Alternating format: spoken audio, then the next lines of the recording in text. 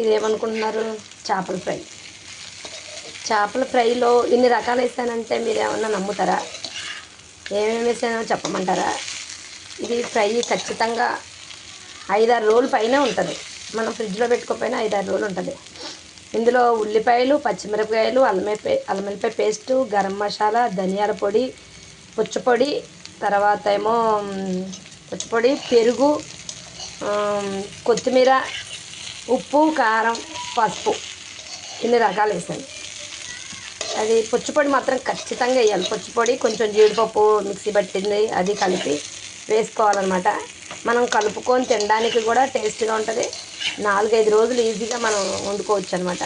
ఉల్లిపాయ మాత్రం ఖచ్చితంగా, ఉల్లిపాయలు, పచ్చిమిరపకాయలు, కొత్తిమీర మాత్రం ఖచ్చితంగా తగిలించాలి. చాలా టేస్ట్గా ఉంటుంది. మనం రెస్టారెంట్లో తింటాం, కలర్ఫుల్గానే కనపడుద్ది, కానీ అది మనకి రుచిగా ఉండదు. ప్లస్ ఇంకోటి ఏంటంటే శుభ్రం ఉండదు. మనం చక్కగా నీట్గా కడిగేసుకొని పెరుగుతో నిమ్మకాయతో కడిగేసుకొని మనం ఈ రకంగా మనం తయారు చేసుకున్నాం అనుకో, చాలా చాలా అంటే చాలా బాగుంటుంది. మీరు ఇలా తయారు చేసి చూడండి. టేస్ట్ అంటే అంతా ఇంత కాదు.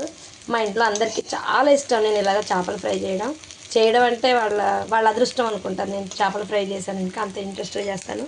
మీరు కూడా ఇలా ట్రై చేసి చూడండి. సరేనా?